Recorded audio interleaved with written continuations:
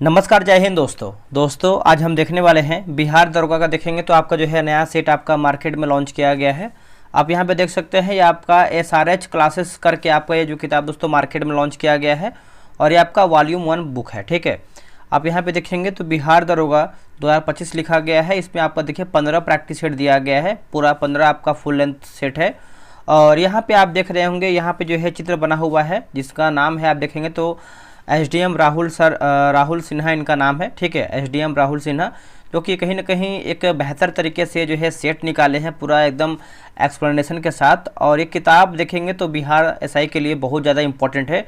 यहाँ पे देखिए कुछ मुख्य आकर्षण लिखा गया है, यहाँ पे हम देख लेते हैं। जैसे यहाँ पे देखेंगे तो सभी प्रश्नों का सरल और विस्तृत व्याख्या है। न्यू पैटर्न पर यह कि दोस्तों किताब जो है आपका आधारित है दिल्ली और पटना के एक्सपर्ट शिक्षकों द्वारा जो है तैयार किया हुआ कंप्लीट पैकेज है ना। तो और तीसरा हमारा है कि पूर्णतः है SCERT और NCERT के पाठ्यक्रम पर आधारित है। किताब मार्केट में आपका अवेलेबल है, आप सब लोग चाहें तो आप किताब जो है मार्केट से बाई कर सकते हैं। यहाँ देखिए लिखा है कि हमने ठाना है आपको वर्दी दिलाना है। ठीक है, तो बिहार दरोगा के लिए देखेंगे तो क्वेश्चन बेहतरीन है और यह आपका सेट नंबर 1 होने वाला है। बिहार दरोगा भर्ती परीक्षा आप एग्जाम हॉल में देखेंगे तो आपको जो है 2 घंटे का टाइम मिलेगा और यहाँ पर जो है एक क्वेश्चन 2 नंबर को होता है ना। और पूरा आपका जो है 200 मार्क्स का ये आपका पेपर होता है। क्वेश्चन थोड़ा सा ब्लर है, आप थोड़ा सा क्वालिटी बढ़ाइएगा, आपको जो है बेहतर दिखेगा। ठीक है, और उम्मीद करेंगे कि आप इस वीडियो को पूरा देखेंगे और क्वेश्चन देखिएगा कि क्वेश्चन का लेवल कैसा है, क्या आपसे ये क्वेश्चन बन पा रहा है या फिर नहीं बन पा रहा है। ठीक है, पूरा क्वेश्चन देखेंगे तभी आपको जो है मालूम चल पाएगा। तो चलिए वीडियो को शुरू करते हैं। उससे पहले आप सब लोगों से एक रिक्वेस्ट करेंगे, देखिए आप वीडियो को लाइक नहीं करते हैं। अगर आप वीडियो को लाइक नहीं करेंगे तो हमें मोटिवेशन कैसे मिलेगा। देखिए मार्केट में जो भी आपका नया किताब आता है हम कोशिश करते हैं कि आपको सबसे पहले प्रोवाइड कराएं और जो भी हमसे बेहतर होता है हम आपको लिए जो है बेहतर करते हैं। ठीक है, बस आपसे एक ये उम्मीद होता है कि आप वीडियो को लाइक शेयर करते हैं तो ये होता है कि चलिए आप लोग मिल के सपोर्ट कर रहे हैं, बाकी जो आप कर रहे हैं बेहतर ही करेंगे। ठीक है हमारे लिए। तो चलिए पहला हमारा प्रश्न क्या है देखेंगे। पहला प्रश्न है कि बिहार कितने देशांतर तक स्थित है। आपको 2 से 4 सेकंड का टाइम देंगे, आप इसको आंसर कीजिए या फिर आप चाहें तो वीडियो रोक के भी बना सकते हैं। देखिए बिहार कितने देशांतर तक स्थित है, तो इसका आंसर देखेंगे तो आपका ऑप्शन नंबर जो है बी सही आंसर हो जाएगा। 83 डिग्री 19 मिनट 50 सेकेंड से लेकर के 88 डिग्री 17 मिनट 40 सेकेंड पूर्वी देशांतर हो जाएगा, है ना। ऑप्शन नंबर देखेंगे पहले का तो बी आपका जो है सही उत्तर हो जाएगा। चलिए आगे बढ़ेंगे। अगला हमारा प्रश्न है कि बिहार से अलग कर उड़ीसा को नया प्रांत कब जो है बनाया गया था। बताइए, क्वेश्चन का लेवल देखिए कैसा है, बहुत ही बेहतरीन तरीके से। और ये सब देखेंगे तो चुनिंदा प्रश्न है। ठीक है, तो इसका आंसर देखेंगे तो 1936 जो है इसका सही उत्तर हो जाएगा। ऑप्शन नंबर डी हो जाएगा 1936 में। देखिए 1911 हम देखेंगे। 1911 में दोस्तों देखेंगे तो दिल्ली में आयोजित शाही दरबार में बिहार एवं उड़ीसा के क्षेत्रों को बंगाल से पृथक करके 12 दिसंबर 1911 ईस्वी को एक नए प्रांत के रूप में जो है गठित करने की जो है घोषणा किया गया था। ठीक है, तो और इसकी घोषणा जो है यूके के किंग जॉर्ज पंचम ने किया था। ये पॉइंट आप अच्छे से याद रखिएगा। आपसे ये प्रश्न हमेशा पूछता है कि बिहार का स्थापना दिवस अभी देखेंगे तो रिसेंट में मनाया गया है, जो कि देखेंगे तो रिसेंट में क्या अभी तो आपका 22 मार्च आप यहाँ पे देख सकते हैं 22 मार्च को ही मनाया गया है। ठीक है, 22 मार्च को स्थापना दिवस मनाया गया है। 22 मार्च 1912 को बिहार जो आपका बिहार है उड़ीसा सहित प्रांत के गठन से संबंधित अधिसूचना जारी हुई है, इसलिए जो है प्रति वर्ष 22 मार्च को बिहार के स्थापना दिवस के रूप में हम मनाते हैं।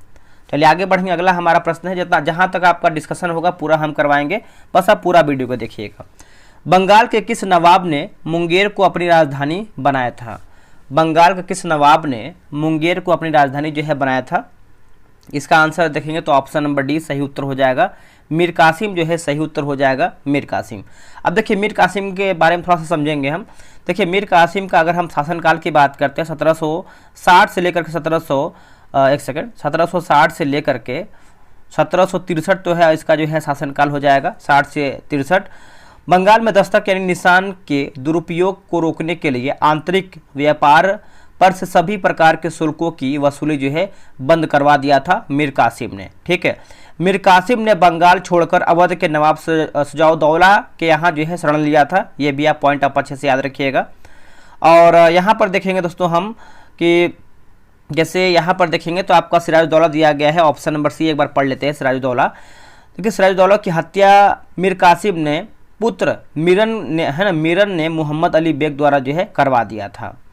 आगे बढ़ेंगे, अगला हमारा प्रश्न है, बोला कि 38वें राष्ट्रीय खेल में बिहार कितने स्वर्ण पदक जीते हैं। बिहार जो है कितने स्वर्ण पदक जीते हैं, तो इसका आंसर आप देखेंगे तो आपको हो जाएगा 1 स्वर्ण पदक हो जाएगा। ऑप्शन नंबर देखेंगे चौथे का, तो बी आपका सही उत्तर हो जाएगा, 1 स्वर्ण पदक हो जाएगा। देखिए 38वां जो आपका राष्ट्रीय खेल है ये आपका आयोजन कब हुआ है, तो याद रखिएगा 28 जनवरी से लेकर के आपका जो है 14 फरवरी 2025 तक, है ना, तो याद रखिएगा। और उत्तराखंड के 11 शहरों में दोस्तों जो है इसका आयोजन हुआ है। आगे बढ़ेंगे, बोला कि सोनाई रूपाई वन्यजीव अभ्यारण्य किस राज्य में अवस्थित है। दोस्तों ये किस राज्य में अवस्थित है, तो ये आपको देखने को मिलता है असम राज्य में। ऑप्शन नंबर डी हो जाएगा, असम राज्य में। अब यहाँ पे देखिए जो लिखा गया है सोनाई रूपाई, इसको हम समझेंगे हम। देखिए सोनाई रूपाई वन्यजीव अभ्यारण्य जो है असम 175 वर्ग किलोमीटर की दूरी में स्थित, या आप बोल सकते हैं फैला हुआ है। यह ग्रेट हिमालयन रेंज की तलहटी में स्थित है। कहाँ पर है, ग्रेट हिमालयन रेंज की तलहटी में स्थित है। ये आप इसको अच्छे से याद रखिएगा। अगला प्रश्न है, निम्नलिखित में से किसके प्रयोग से आंखों के निकट दृष्टि दोष दूर किया जा सकता है।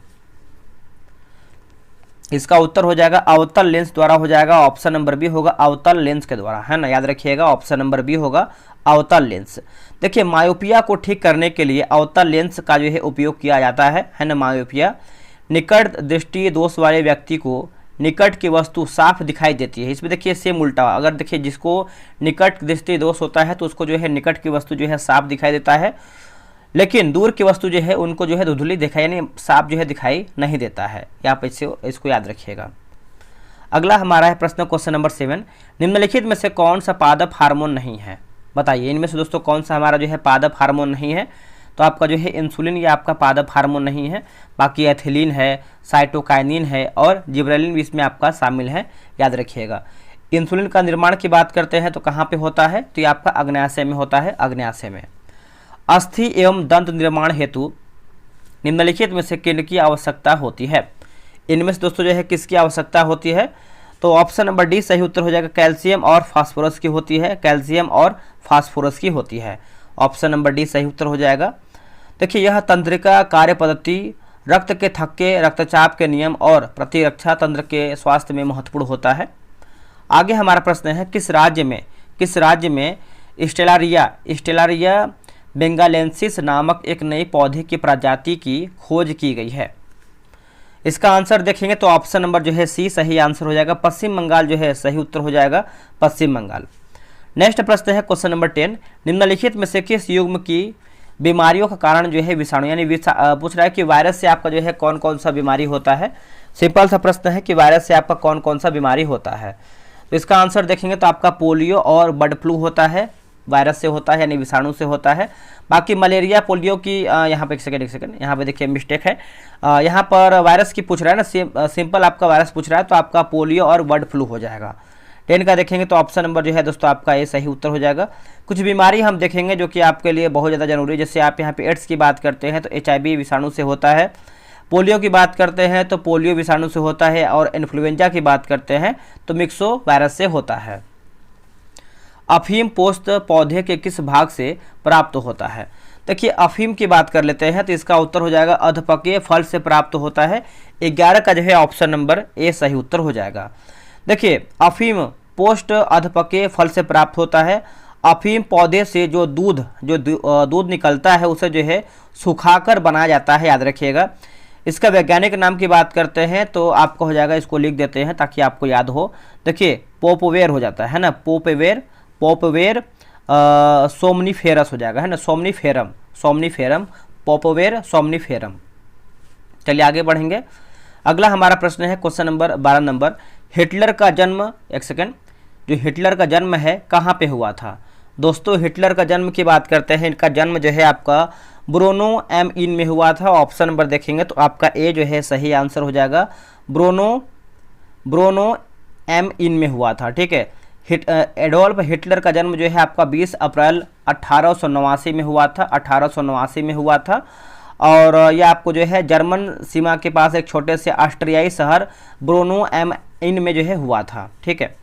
अगला हमारा प्रश्न है कि नाभिकीय रिएक्टर में निम्नलिखित में से किसे मंदक के रूप में जो है प्रयोग किया जाता है। मंदक के रूप में दोस्तों प्रयोग होता है। इसका आंसर देखेंगे तो आपका जो है भारी पानी हो जाएगा। ऑप्शन नंबर डी जो है सही उत्तर हो जाएगा, भारी पानी। परमाणु रिएक्टर में मंदक के रूप में जो है ग्रेफाइट का भी प्रयोग किया जाता है। एक माइक्रोफोन लंबाई प्रदर्शित करता है। एक माइक्रोफोन जो है लंबाई प्रदर्शित करता है, तो इसका उत्तर हो जाएगा 10 के पावर -4 सेंटीमीटर हो जाएगा। ऑप्शन नंबर जो है आपका डी सही होगा। आकाश नीला दिखाई देता है प्रकाश यानी किस प्रकाश के कारण।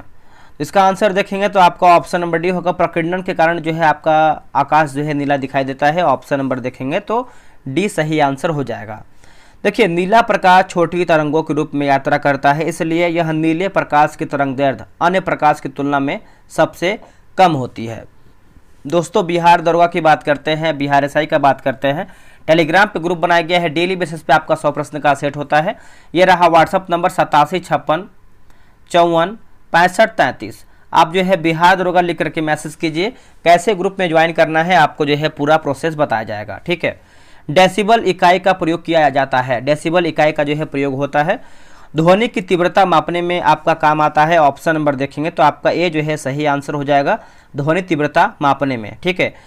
वयस्क ऑफिस में ध्वनि का जो स्तर होता है वो आपका 60 डेसिबल होता है। कितना होता है? 60 डेसिबल होता है।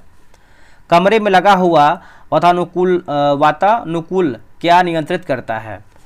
तो ये क्या नियंत्रित करता है दोस्तों? तो ये करता है केवल आर्द्रता एवं तापक्रम करता है, केवल आर्द्रता एवं तापक्रम करता है। ऑप्शन नंबर जो है 17 का ये सही हो जाएगा। खतरे के संकेत के लिए लाल प्रकाश का प्रयोग क्यों किया जाता है? इसका आंसर देखेंगे तो ऑप्शन नंबर बी होगा, क्योंकि इसका प्रकीर्णन सबसे कम होता है ना। ऑप्शन नंबर जो है 18 का बी सही उत्तर हो जाएगा। आप इसको अच्छे से याद रखिएगा। निम्नलिखित में से कौन सा हास्य गैस यानी लाफिंग गैस के रूप में जो है प्रयुक्त होता है? दोस्तों, लाफिंग गैस की बात करते हैं तो आपका हो जाएगा ऑप्शन नंबर बी होगा, नाइट्रस ऑक्साइड जो है सही आंसर हो जाएगा। नाइट्रस ऑक्साइड, इसको जो है हम N2O भी कहते हैं। क्या कहते हैं? N2O। याद रखिएगा सभी लोग। क्वेश्चन नंबर 19 का देखेंगे तो आपका ऑप्शन नंबर बी सही उत्तर हो जाएगा। आगे बढ़ेंगे, अगला हमारा प्रश्न है, निम्नलिखित में से कौन सा रसायन फल पकाने के लिए उपयोग में लाया जाता है? कौन सा आपका रसायन है? तो ये आपको हो जाएगा कैल्शियम कार्बाइड हो जाएगा। ऑप्शन नंबर देखेंगे क्वेश्चन नंबर 20 का, तो ये सही उत्तर हो जाएगा। बात करेंगे एथिलीन। देखिए, एथिलीन गैस का प्रयोग भी जो है कच्चे फलों को पकाने तथा उनके संरक्षण में जो है होता है। कैल्शियम कार्बाइड का इस्तेमाल लौह से सल्फर हटाने में भी काम आता है। नेक्स्ट प्रश्न है, निम्नलिखित में से कौन सी एक वायु प्रदूषक गैस है जो जीवाश्म ईंधन के ज्वलन स्वरूप उत्पन्न होती है? तो इसका उत्तर हो जाएगा सल्फर डाइऑक्साइड हो जाएगा। ऑप्शन नंबर डी होगा, सल्फर डाइऑक्साइड। आगे बढ़ेंगे, अगला हमारा प्रश्न है कि ट्रांसफार्मर का उपयोग निम्नलिखित में से किस उद्देश्य से होता है? देखिए, ट्रांसफार्मर की बात कर लेते हैं तो ये आपको हो जाएगा ऑप्शन नंबर डी होगा, प्रत्यावर्ती धारा विभव को ऊंचाई अथवा अपचाई करने के लिए होता है। ऑप्शन नंबर जो है 22 का डी सही आंसर हो जाएगा। माइकल फैराडे ने विद्युत चुंबकीय प्रेरण के सिद्धांत दिया है, याद रखिएगा। अगला कि पूछल तारे की पूंछ की दिशा सदैव होती है किस ओर? तो ये किस ओर होती है? तो सूर्य से दूर की ओर होती है। ऑप्शन नंबर जो है आपका बी सही हो जाएगा। अगला प्रश्न है कि घराई अथवा गृह कर लगाने वाला दिल्ली का प्रथम सुल्तान कौन था? देखिए, गृह कर की बात कर लेते हैं। दिल्ली का प्रथम सुल्तान कौन था बताइए? 24 का हो जाएगा अलाउद्दीन खिलजी हो जाएगा। ऑप्शन नंबर देखेंगे तो ए सही आंसर हो जाएगा, अलाउद्दीन खिलजी। दोस्तों, चराई कर यानी भवन महल पर भी ये लगाया था। उसके बाद देखेंगे तो घोड़ा दागने का व्यवस्था भी इसी ने शुरू किया था, है ना। तो बहुत सारा ये जो है आप बोल सकते हैं एक तरीके से बाजार नियंत्रण प्रणाली को भी जो है एक तरीके से लागू किया गया था, ठीक है। और अलाउद्दीन खिलजी की बात करते हैं तो अलाई दरवाज़ा, सीरी का किला, जमैत खाना, मस्जिद का निर्माण जो है अलाउद्दीन खिलजी ने ही करवाया था। किस मध्ययुगीन सुल्तान को आगरा शहर की नींव डालने एवं उसे सल्तनत की राजधानी बनाने का श्रेय जाता है? तो इसका आंसर हो जाएगा सिकंदर लोदी। ऑप्शन नंबर देखेंगे तो डी सही आंसर हो जाएगा, सिकंदर लोदी। देखिए, सिकंदर लोदी जो है आप दोस्तों देखेंगे तो 1504 ईस्वी में आगरा शहर की स्थापना किया था। और 1506 की बात करते हैं तो अपनी राजधानी जो है दिल्ली से आगरा स्थानांतरित किया था 1506 में। अगला है कि इब्न बतूता भारत में किसके शासनकाल में आया था? ये जो आपका इब्न बतूता है दोस्तों, मोहम्मद बिन तुगलक के शासनकाल में भारत आया था। ऑप्शन नंबर देखेंगे तो आपका डी सही आंसर हो जाएगा। क्या हो जाएगा? मोहम्मद बिन तुगलक। ये कहाँ का मतलब एक तरीके से बोल सकते हैं यह मोरक्को अफ्रीका से भारत आया था। ठीक है, याद रखिएगा, यानी मोरक्को का निवासी था। यह मध्य एशिया से रास्ते होकर 1333 में, देखिए याद रखिएगा, 1333 में स्थल मार्ग से सिंध पहुंचा था। ठीक है, अगला प्रश्न है, बोला कि CPG-RAMS प्लेटफार्म किस विभाग के अधीन कार्य करता है? तो इसका आंसर आप देखेंगे 27 का, तो ऑप्शन नंबर डी हो जाएगा। प्रशासनिक सुधार और लोक शिकायत विभाग हो जाएगा। ऑप्शन नंबर जो है 27 का बी सही होगा। निम्नलिखित राजाओं में से किसने राम सीता की आकृतियों और रामसीय देवनागरी लेख से युक्त कुछ सिक्के चलाए? आंसर हो जाएगा अकबर हो जाएगा। ऑप्शन नंबर देखेंगे 28 का, तो सी सही उत्तर हो जाएगा अकबर। अकबर ने अनुवाद विभाग की भी स्थापना किया था। इसने जो है रामायण और महाभारत का जो है फारसी में अनुवाद भी करवाया था। अगला प्रश्न है, किस मुगल बादशाह के विरुद्ध जौनपुर से फतवा जो है जारी हुआ था? जौनपुर से फतवा दोस्तों आपका जारी हुआ था। आंसर हो जाएगा ऑप्शन नंबर देखेंगे तो 29 का डी हो जाएगा। अकबर जो है सही उत्तर हो जाएगा अकबर।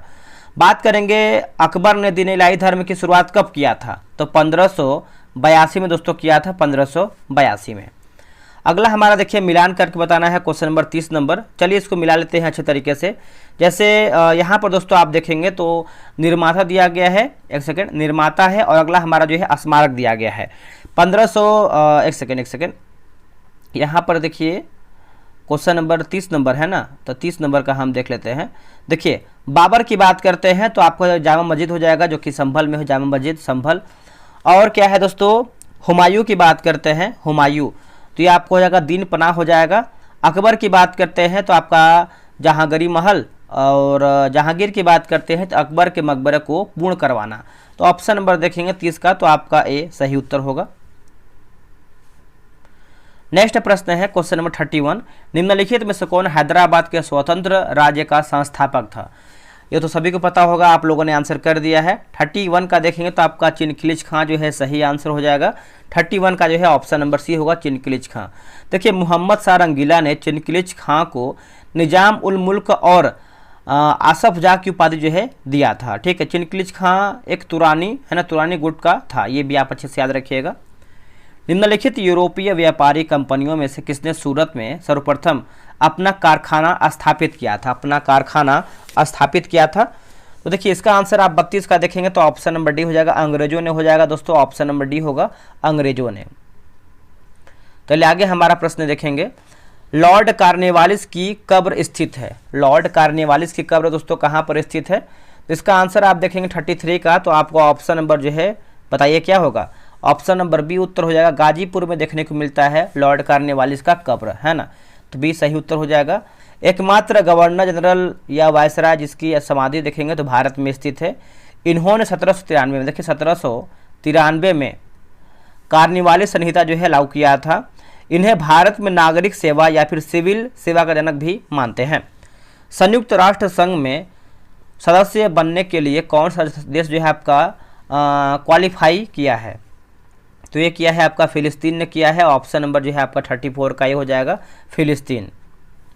आगे बढ़ेंगे, अगला है कि बंगाल में ब्रिटेन की वस्तुओं के बहिष्कार का सुझाव सर्वप्रथम किसने दिया था या फिर किसने किया था? तो सर्वप्रथम की बात कर लेते हैं तो आंसर हो जाएगा कृष्ण कुमार मित्र ने किया था। ऑप्शन नंबर सी सही उत्तर हो जाएगा, कृष्ण कुमार मित्र ने किया था। ठीक है, उन्होंने अपनी साप्ताहिक पत्रिका संजीवनी के माध्यम से यह जो है सुझाव दिया था। और लॉर्ड कर्जन ने 19 जुलाई, देखिए 19 जुलाई 1905 को बंगाल विभाजन का जो है निर्णय भी लिया था। नेक्स्ट प्रश्न है, निम्नलिखित में से किसने 1872 में नेटिव मैरिज एक्ट को पारित कराने में महत्वपूर्ण भूमिका निभाई थी? महत्वपूर्ण भूमिका निभाई थी, तो इसका आंसर देखेंगे तो आपको केशव चंद्र सेन जो है सही आंसर हो जाएगा। ऑप्शन नंबर डी हो जाएगा, केशव चंद्र सेन। देखिए बात करेंगे इस एक्ट में देखेंगे तो 14 वर्ष से कम उम्र यानी 14 वर्ष से कम आयु की कन्याओं का जो है विवाह जो है वर्जित कर दिया गया था। और बात करेंगे दोस्तों तो उस टाइम देखेंगे तो जो है लड़कियों की जो आयु थी, लड़की की बात करते हैं तो 14 वर्ष था, और लड़का की बात करते हैं तो आपको हो जाएगा 18 वर्ष जो है अधिक विवाह के लिए जो है होना आप बोल सकते हैं। आगे हमारा प्रश्न क्या है, क्वेश्चन नंबर 37 नंबर, निम्नलिखित युग्मों में से कौन सुमेलित नहीं है। हमारा जो है गलत आंसर क्या है, तो देखिए स्वामी दयानंद सरस्वती की बात करते हैं तो आर्य समाज सही हो जाएगा। राजा राम मोहन राय की बात करते हैं तो ब्रह्म समाज सही हो जाएगा। महादेव गोविंद रानडे की बात करते हैं तो थियोसॉफिकल सोसाइटी गलत आंसर हो जाएगा। देखिए महादेव गोविंद रानडे की बात करते हैं रानडे, तो दोस्तों ये आपका जो है गलत आंसर हो जाएगा, है ना।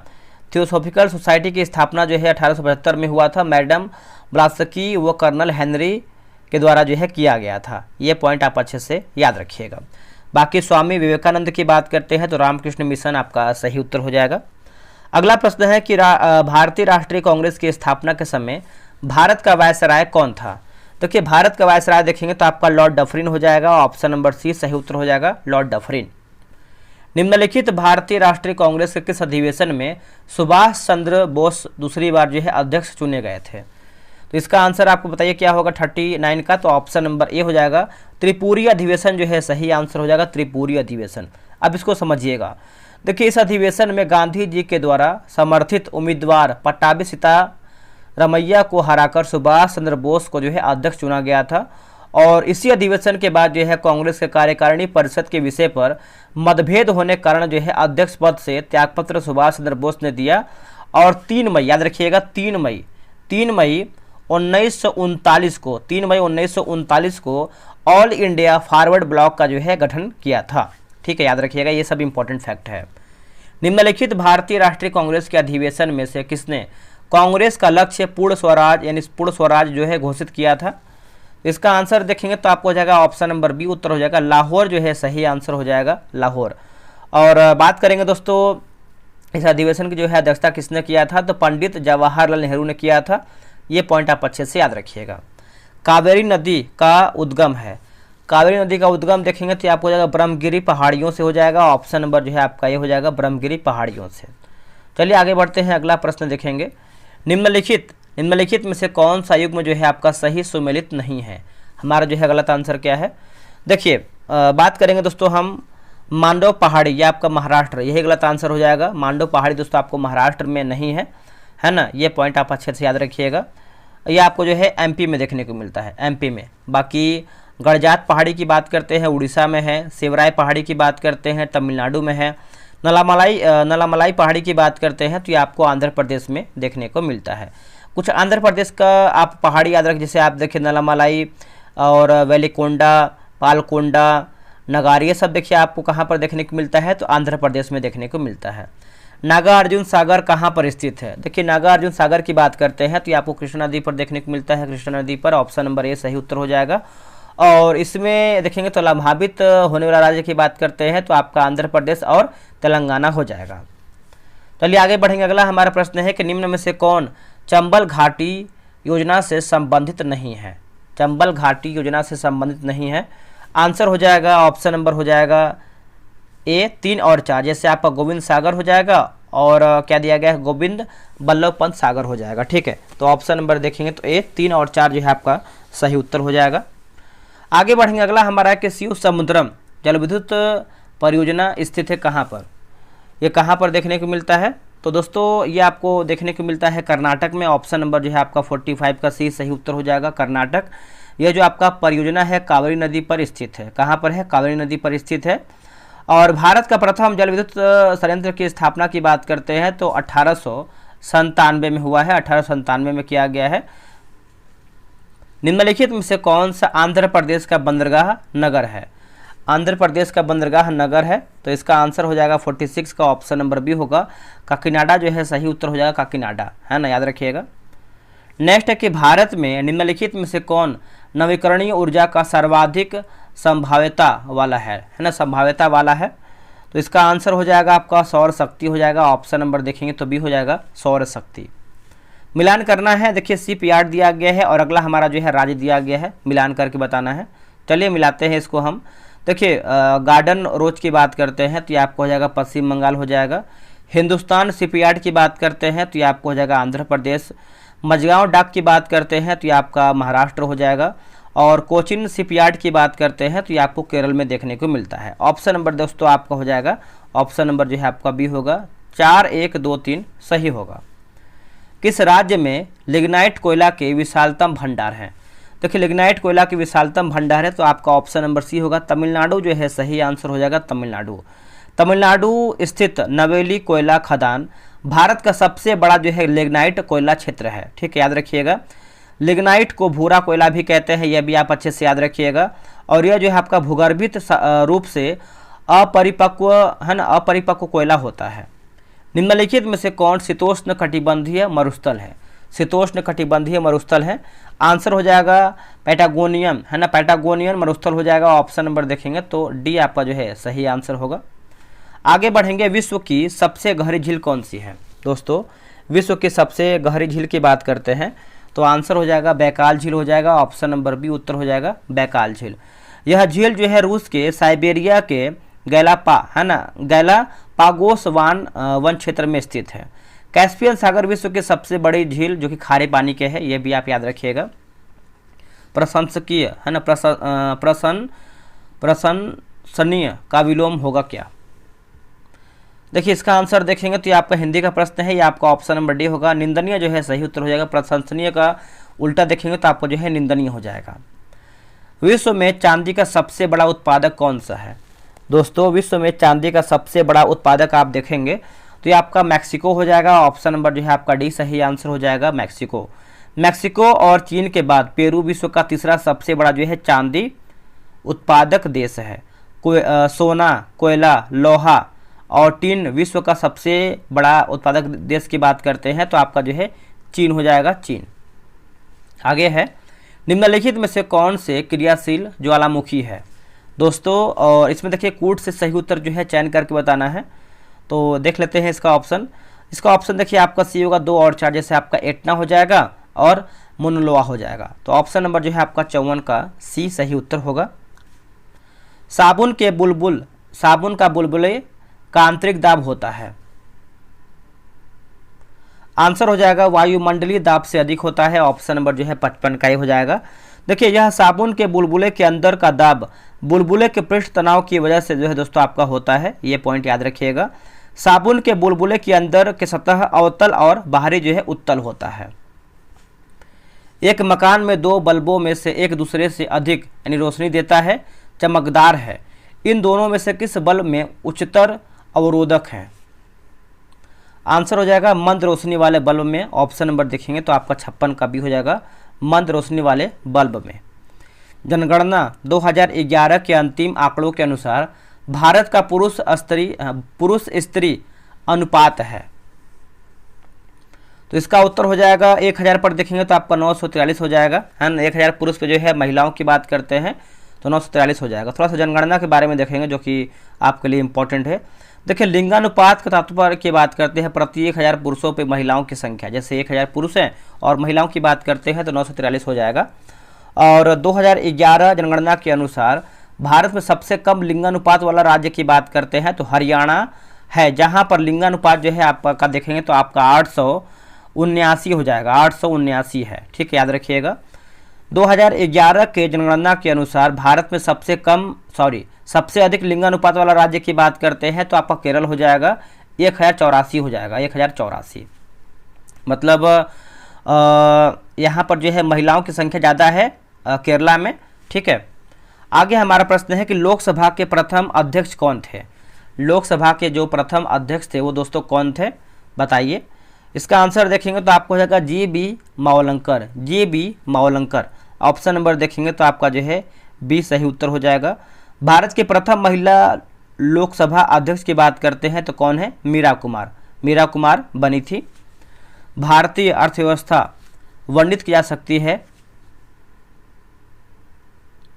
आंसर आपका हो जाएगा एक विकासशील अर्थव्यवस्था हो जाएगा। ऑप्शन नंबर जो है ए होगा, एक विकासशील अर्थव्यवस्था आपका दोस्तों हो जाएगा।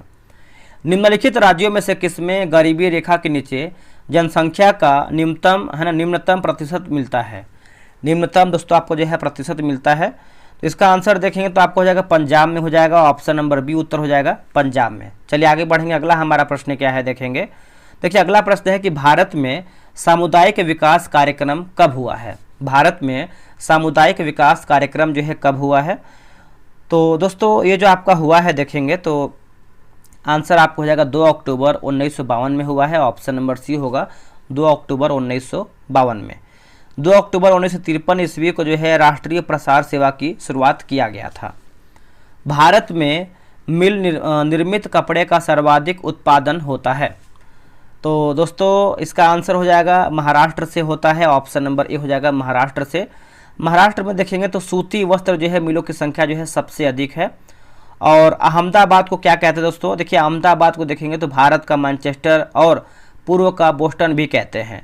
कोयम्बटूर को क्या कहते हैं? देखिए कोयम्बटूर की बात करते हैं तो कोयम्बटूर को दक्षिण भारत का मैनचेस्टर कहते हैं। कानपुर को क्या कहते हैं? कानपुर का देखेंगे तो उत्तर प्रदेश का मैनचेस्टर कहते हैं। थोड़ा सा ये सब पॉइंट भी याद रखिए, एग्जाम में पूछ लिया जाता है कभी कभी। भारत में वित्त आयोग का गठन जो है किया जाता है। थोड़ा सा देखिए गला बैठा हुआ है इसलिए थोड़ा सा फ्रेश या फिर बोल सकते हैं क्लियर जो है नहीं बोल पा रहे हैं, ठीक है। तो कोशिश करेंगे कि आपको बेहतर बोल पाएँ। तो इसका आंसर आपको हो जाएगा 5 वर्ष के लिए होता है वित्त आयोग का गठन। ऑप्शन नंबर देखेंगे 63 का, तो ए सही उत्तर हो जाएगा। दोस्तों भारत में वित्त आयोग का गठन जो है राष्ट्रपति द्वारा संविधान के कौन से आर्टिकल द्वारा होता है? तो 280 के द्वारा होता है, अनुच्छेद 280 के द्वारा होता है, याद रखिएगा। और वित्त आयोग को अपनी सिफारिश देने में आमतौर पर लगभग कितने साल का समय लगता है? तो 2 साल का समय लगता है, ये भी आप अच्छे से याद रखिएगा। अगला है कि के.एम. मणिलाल जिनका हाल ही में निधन हो गया किस क्षेत्र से जुड़े थे? दोस्तों वो कौन से क्षेत्र से जुड़े हुए थे? इसका आंसर देखेंगे तो आपको हो जाएगा टैक्सोनॉमी हो जाएगा। ऑप्शन नंबर बी उत्तर हो जाएगा टैक्सोनॉमी, है ना, याद रखिएगा टैक्सोनॉमी जो है सही आंसर हो जाएगा। बैंक दर से अभिप्राय उस ब्याज दर से है जो देखिए भारतीय रिजर्व बैंक द्वारा व्यापारिक बैंकों को दिए जाने वाले ऋणों पर ली जाती है। ऑप्शन नंबर जो है आपका 65 का सी सही उत्तर होगा। निम्नलिखित में से कौन जल प्रदूषक दोस्तों नहीं है? आंसर बताइए क्या होगा? तो ऑप्शन नंबर सी तांबा दोस्तों आपका नहीं है, याद रखिएगा। 66 का देखेंगे तो ऑप्शन नंबर सी होगा तांबा नहीं है। वन नेशन वन सब्सक्रिप्शन यानी ONOS योजना का प्राथमिक उद्देश्य क्या है? देखिए प्राथमिक उद्देश्य की बात करते हैं तो शीर्ष स्तरीय अंतर्राष्ट्रीय शोध लेखों और पत्रिकाओं तक पहुंच प्रदान करना। ऑप्शन नंबर जो है 67 का देखेंगे तो बी सही आंसर हो जाएगा। नेक्स्ट प्रश्न है निम्नलिखित में से कौन से प्राकृतिक रूप से पाए जाने वाले ग्रीन हाउस गैस सर्वाधिक ग्रीन हाउस इफेक्ट करती है? सर्वाधिक जो है ग्रीन हाउस गैस दोस्तों जो है आपका इफेक्ट करती है, तो ये आपको कार्बन डाइऑक्साइड जो है सही आंसर हो जाएगा carbon dioxide. Option number B होगा। विश्व पर्यावरण दिवस जो है मनाया जाता है कब? दोस्तों विश्व पर्यावरण दिवस की बात करते हैं तो ये कब मनाते हैं बताइए? ये दोस्तों हम मनाते हैं 69 का देखेंगे तो हम 5 जून को मनाते हैं। ऑप्शन नंबर डी हो जाएगा 5 जून को हम जो है विश्व पर्यावरण दिवस के रूप में हम मनाते हैं। ये आप याद रखिएगा, सभी लोग भूलिएगा नहीं। और क्या दिया गया है? और 22 मार्च को क्या मनाते हैं बताइए? देखिए 22 मार्च की बात करते हैं तो 22 मार्च को मनाते हैं विश्व जल दिवस के रूप में मनाते हैं, ये भी आप अच्छे से याद रखिएगा। आगे हमारा प्रश्न है कि राष्ट्रीय पर्यावरण अभियांत्रिकी शोध संस्थान अवस्थित है? तो दोस्तों ये आपको देखने को मिलता है नागपुर में। ऑप्शन नंबर जो है 70 का ये हो जाएगा नागपुर। नीरी की स्थापना कब हुआ था? नीरी की स्थापना की बात कर लेते हैं तो इसका जो स्थापना है 1958 में हुआ था नीरी का स्थापना। और ये कहाँ पर अवस्थित है? तो ये आपको नागपुर में देखने को मिलता है, ठीक है, याद रखिएगा सभी लोग। नेक्स्ट प्रश्न है निम्नलिखित में से किस राज्य में तांबा का सबसे अधिक भंडार है? देखिए तांबा का सबसे अधिक भंडार कहाँ पर देखने को मिलता है? तो राजस्थान में देखने को मिलता है। ऑप्शन नंबर जो है आपका सी सही आंसर हो जाएगा राजस्थान। मध्य प्रदेश का बालघाट जिले की बात करते हैं तो आपका मालंज खंड और राजस्थान का खेतड़ी, ये सब देखेंगे तो आपका तांबा के लिए जो है प्रसिद्ध है। निम्नलिखित अधिनियमों में से किस अधिनियम के फलस्वरूप बर्मा भारत से अलग हुआ था? ये जो आपका बर्मा है दोस्तों भारत से अलग कब हुआ था? तो गवर्नमेंट ऑफ इंडिया एक्ट 1935 हो जाएगा। ऑप्शन नंबर देखेंगे तो आपका जो है डी आपका जो है सही आंसर हो जाएगा गवर्नमेंट ऑफ इंडिया एक्ट 1935। देखिए साइमन रिपोर्ट में प्रांतों में उत्तरदायी शासन लागू करने की तथा बर्मा को भारत से पृथक करने जैसी जो है महत्वपूर्ण सिफारिश जो है दोस्तों किया गया था। ये पॉइंट आप याद रखिएगा। चलिए आगे बढ़ते, अगला हमारा प्रश्न है भारतीय संविधान सभा की पहली बैठक कब हुई थी? भारतीय संविधान सभा का जो पहली बैठक है ये कब किया गया था? 9 दिसंबर 1946 को किया गया था। ऑप्शन नंबर देखेंगे तो आपका जो है ए सही उत्तर हो जाएगा। इसकी अध्यक्षता जो है किसने किया था बताइए? और अस्थायी थे तो उनका नाम है आपका सच्चिदानंद सिन्हा हो जाएंगे, सच्चिदानंद सिन्हा। ठीक है, याद रखिएगा। इस बैठक में मुस्लिम लीग ने भाग लिया या फिर नहीं लिया था बताइए? तो इस बैठक में मुस्लिम लीग की बात करते हैं तो भाग दोस्तों जो है नहीं लिया था, भाग नहीं लिया था। ठीक है, और संविधान सभा का दूसरा उपाध्यक्ष की बात करते हैं तो वी.टी. कृष्णमाचारी थे। अगला हमारा प्रश्न है, आगे हम प्रश्न देखेंगे। देखिए, मूल अधिकारों से संबंधित संविधान के निम्नलिखित अनुच्छेदों में से कौन एक प्रत्यक्ष रूप से बालकों को शोषण से संबंध है? देखिए, बालकों को शोषण से संबंध है तो इसका आंसर आप देखेंगे तो आपका 74 का जो है सही आंसर हो जाएगा। ऑप्शन नंबर ए हो जाएगा। आर्टिकल 24 जो है आपका सही आंसर हो जाएगा। अनुच्छेद 24 जो है सही उत्तर हो जाएगा। आप इसको याद रखिएगा। अनुच्छेद 23 और 24 शोषण के विरुद्ध अधिकार से संबंधित है। ये पॉइंट आप अच्छे से याद रखिएगा, भूलिएगा नहीं, है ना। और ये आप देखेंगे तो 12 से 35 भाग कौन से में है बताइए? देखिए, भाग 1 की बात करते हैं तो आपका अनुच्छेद 1 से लेकर के 4 है, संघ राज्य क्षेत्र हो जाएगा। भाग 2 की बात करते हैं तो नागरिकता जो कि अनुच्छेद 5 से लेकर के 11 हो जाएगा। और भाग 3 की बात करते हैं तो आपका मूल्य अधिकार ये आपको जो है 12 से 35 देखने को मिलता है। भारत के नागरिकों के मूल कर्तव्यों का समावेशन है। तो देखिए, मूल कर्तव्यों का समावेशन की बात करते हैं तो संविधान के भाग 4 के क में देखने को मिलता है और 51 के क में भी आप बोल सकते हैं। 51 के क में भाग आपका हो जाएगा 4 के क, और अनुच्छेद की बात करते हैं तो 51 के क में आपका उत्तर हो जाएगा। ठीक है, तो देखिए, वर्तमान में भारतीय संविधान के अनुच्छेद 51 के क के तहत 11 मौलिक कर्तव्य जो है आपके शामिल है। निम्नलिखित में से कौन सा एक व्यय भारत के संचित निधि पर भारित नहीं है? तो दोस्तों, भारित नहीं है तो इसका आंसर आप देखेंगे तो भारत के प्रधानमंत्री का वेतन और भत्ता, ये आपका संचित निधि से भारित नहीं है। बाकी भारत के नियंत्रक और महालेखा परीक्षक वेतन और भत्ता, भारत के मुख्य न्यायाधीश और संघ लोक सेवा आयोग अध्यक्ष का, ये सब देखेंगे जितना भी वेतन होता है ये सबको है संचित निधि से ही दिया जाता है। भारत के राष्ट्रपति चुने जाते हैं किसके द्वारा? आंसर आपको हो जाएगा राज्यसभा, लोकसभा और राज्यों के विधानसभाओं के निर्वाचित सदस्य द्वारा। ऑप्शन नंबर जो है आपका सी सही आंसर हो जाएगा। नेक्स्ट प्रश्न है, निम्नलिखित में से कौन सा एक जो है कथन सही है? सही कथन के बारे में पूछ रहा है। देखिए, सही कथन के बारे में पूछ रहा है तो 78 की बात कर लेते हैं तो सही उत्तर हो जाएगा ऑप्शन नंबर बी। देखिए, ऑप्शन नंबर सी होगा। धन विधेयक लोकसभा में पुनः जो है स्थापित जो है किया जाता है। ऑप्शन नंबर जो है 78 का सी सही उत्तर हो जाएगा।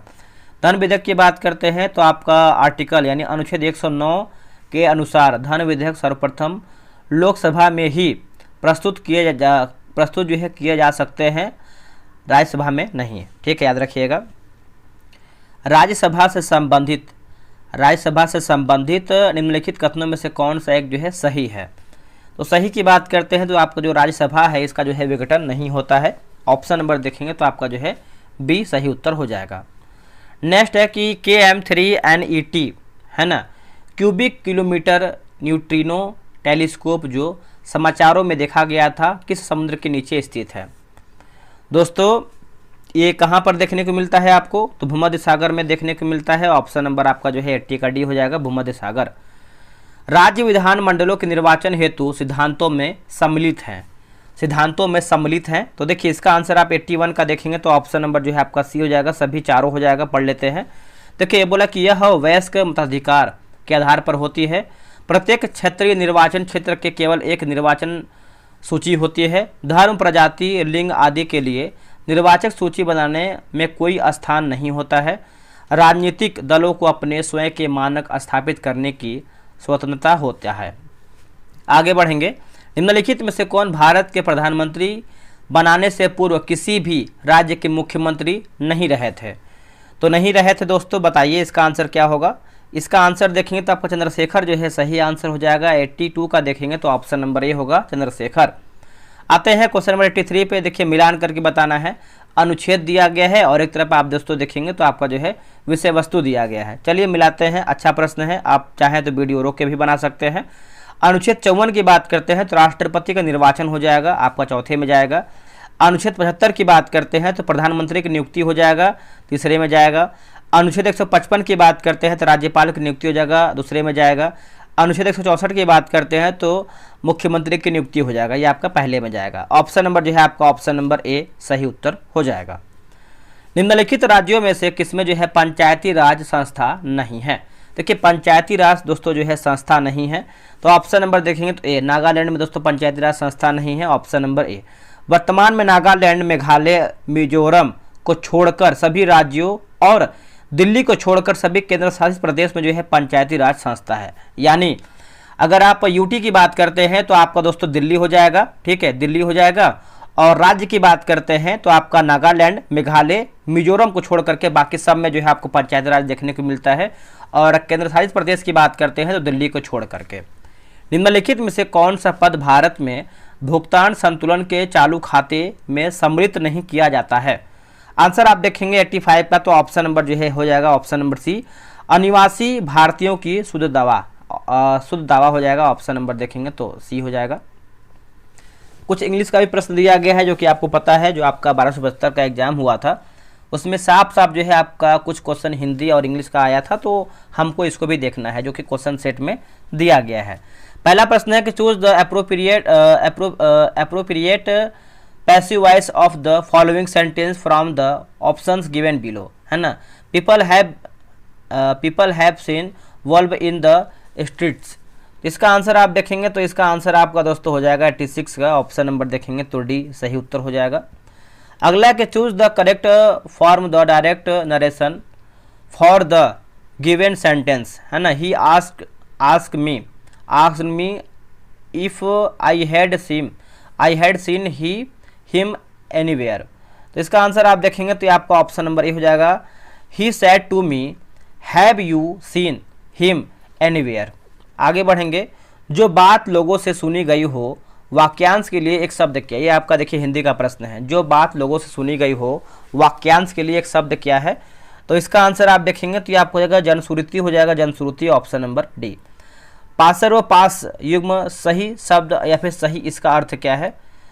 तो इसका आंसर आप देखेंगे क्वेश्चन नंबर 89 का, तो आपका ऑप्शन नंबर सी हो जाएगा, बगल बंधन, ऑप्शन नंबर आपका जो है सी होगा। यहाँ पर देखेंगे तो ये आपका रीजनिंग का प्रश्न दिया गया है, या आपका मैथ्स का प्रश्न दिया गया है, ये भी आपका रीजनिंग का प्रश्न है, आगे देखेंगे। और यहाँ पर भी दोस्तों आपका मैथ रीजनिंग और 95 देखेंगे। किस देश ने जनवरी 2025 में एक नया पर्यटन कर पेश किया है? एक नया जो है पर्यटन कर दोस्तों जो है पेश किया है, इसका आंसर आप देखेंगे 95 का, तो ऑप्शन नंबर आपका दोस्तों बताइए क्या होगा? यह आपका हो जाएगा रूस हो जाएगा, ऑप्शन नंबर सी हो जाएगा रूस। केंद्रीय औषधि मानद नियंत्रण संगठन यानी CDSCO किस मंत्रालय के अंतर्गत आता है? दोस्तों ये आता है स्वास्थ्य और परिवार कल्याण मंत्रालय, ऑप्शन नंबर आपका सी हो जाएगा। अगला प्रश्न है, बोला कि होलोंगा पार गिम्बन अभ्यारण्य पारिस्थितिकीय संवेदनशील क्षेत्र में तेल और गैस अन्वेषण ड्रिलिंग के कारण चर्चा में था। यह अभ्यारण्य जो है कहाँ पर स्थित है? दोस्तों ये आपको देखने को मिलता है असम राज्य में, ऑप्शन नंबर सी सही उत्तर हो जाएगा, असम हो जाएगा। नासा के निम्नलिखित में से किस मिशन ने पृथ्वी से तीसरे ऊर्जा क्षेत्र पोलर विंड की खोज किया है? पोलर विंड की खोज किया है, तो ये आपका आर्टेमिस, एक सेकेंड 98 है ना, तो आपका ऑप्शन नंबर डी हो जाएगा, एंड्योरेंस हो जाएगा, क्या होगा? एंड्योरेंस। आगे बढ़ेंगे, बोला कि गोवर्धन पोर्टल का प्राथमिक उद्देश्य क्या है? प्राथमिक उद्देश्य की बात कर लेते हैं, तो इसका उत्तर हो जाएगा भारत में बायोगैस संपीड़ित बायोगैस संयंत्रों की स्थापना प्रक्रिया को सुव्यवस्थित करना, ऑप्शन नंबर जो है आपका बी सही उत्तर होगा।